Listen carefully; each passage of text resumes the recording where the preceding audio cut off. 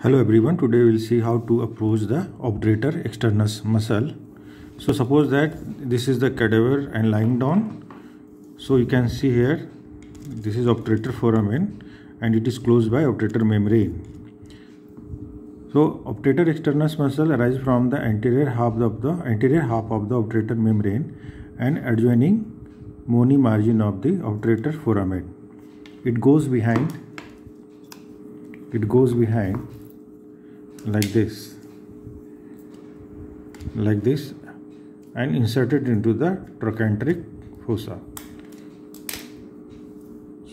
So obturator externus muscle arises from this area and inserted into the trochanteric fossa like this. So like this.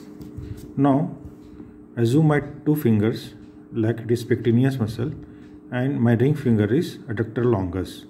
So pectineus muscle arises from the pectineal surface and inserted into the spiral line, and adductor longus arises from the body of the pubis and inserted into the linea aspera. So to see the obturator externus, we have to retract the pectineus muscle,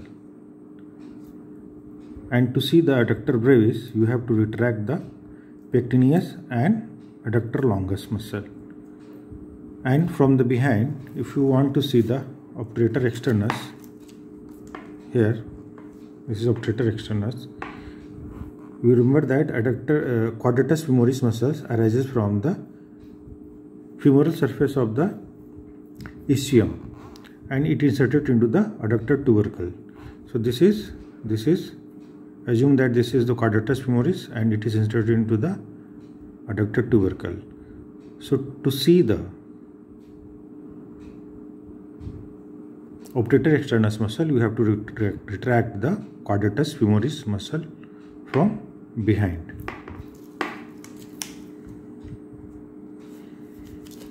You can also see that obturator internus muscle arises from the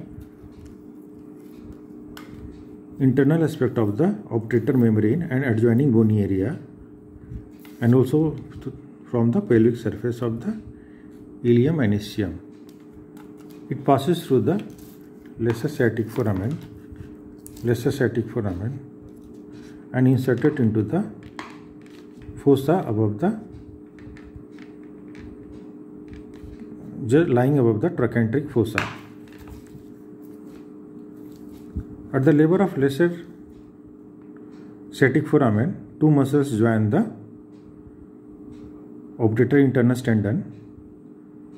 Gemellus superior muscles arise from the lower part of the ischial spine and gemellus inferior muscle arises from the lower part of the lesser sciatic foramen.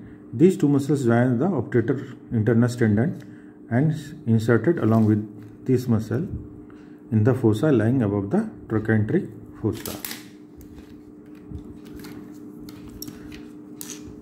Now see the pelvic surface of the sacrum. This is the pelvic surface of sacrum, and piriformis muscles originate through E-shaped pattern from the pelvic surface of the sacrum and coming out through the greater sciatic foramen and inserted into the